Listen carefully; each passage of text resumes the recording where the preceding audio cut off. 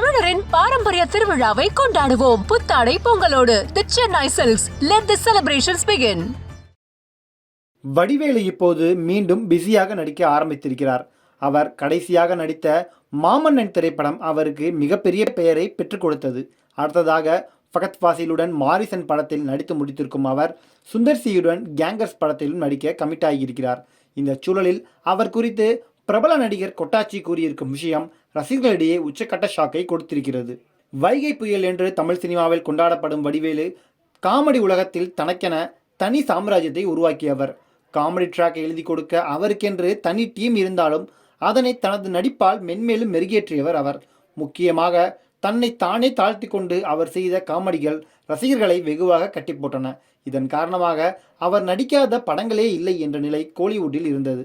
சூழல் இப்படி இருக்க அவருக்கும் மறைந்த நடிகர் விஜயகாந்துக்கும் இடையே மோதல் ஏற்பட்டது. அந்த மோதலில் விஜயகாந்தை பழி தீர்க்க திமுகவின் மேடைகளில் ஏறினார் வடிவேலு. ஆனால் அரசியல் மேடை அவரையும் அவரது கிராஃபையும் அதல பாதாளத்துக்கு கொண்டு போய் சேர்த்தது. இதன் காரணமாக கொஞ்சம் கொஞ்சமாக அவருக்கு வாய்ப்புகள் குறைந்த சூழலில் ஒரு கட்டத்தில் வடிவேலுவை திரையிலேயே காண முடியவில்லை என்பது அவரது ரசிகர்களுக்கு சோகமாக அமைந்தது. இதனையடுத்து அவருக்கு இருந்த சில பஞ்சாயத்துகள் அனைத்தும் முடித்து வைக்கப்பட்டதன் காரணமாக நாய்சேகர் ரிட்டர்ன்ஸ் படத்தில் ரீஎன்ட்ரி கொடுத்தார். அந்த படம் சரியாக போகாவிட்டாலும் அடுத்ததாக அவர் நடித்த மாமன்னன் திரைப்படம் மெகா ஹிட்டானது. அப்படத்தில் வடிவேலு வேறு ஒரு பரிமாணத்தில் நடித்து தான் எவ்வளவு பெரிய நடிகன் என்பதை மீண்டும் உணர்த்தினார். இப்போது மாரிசன், கேங்கர்ஸ் உள்ளிட்ட படங்களில் கமிட் ஆகி நடித்து முடித்திருக்கிறார் அவர்.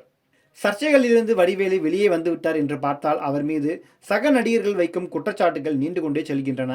தங்களை அவர் வளரவே விடமாட்டார், அடிமை போல் நடத்துவார் என்று அவருடன் நடித்த காமெடி நடிகர்கள் தொடர்ந்து கூறுவது உண்டு. அதற்கெல்லாம் வடிவேலு இதுவரை பெரிதாக எந்த ரியாக்டும் செய்யவில்லை. இந்த சூழலில் வடிவேலு பற்றி பிரபல நடிகர் கொட்டாச்சி கூறியிருக்கும் விஷயம் தற்போது ட்ரெண்டாகி வருகிறது. அவர் அளித்த ஒரு பேட்டியில், தயாரிப்பாளர் எப்போதுமே எங்களை போன்ற நடிகர்களுக்கு மொத்தமாகத்தான் சம்பளத்தை கொடுப்பார். அதனை வடிவேலுவோ நானே அவர்களிடம் கொடுத்துக் கொள்கிறேன் என்று சொல்லி பிடுங்கிக் கொள்வார். தயாரிப்பாளர் எவ்வளவு பணம் கொடுக்கிறாரோ அதை வாங்கி கொண்டு எங்களுக்கு பாதி சம்பளம் தான் கொடுப்பார். ஆனால் விவேக் அப்படி இல்லை. தன்னுடன் நடிக்கும் நடிகர்களுக்கு டெய்லி சம்பளம் எவ்வளவோ அதனை அப்படியே கொடுக்க சொல்வார் என்றார். நடிகர் கொட்டாச்சி பேசியிருக்கும் இந்த ஒரு காணொளி தற்போது இணையத்தில் வைரலாகி வருகிறது. தமிழரின் பாரம்பரிய திருவிழாவை கொண்டாடுவோம். புத்தாடை பொங்கலோடு the Chennai silks. Let the celebrations begin.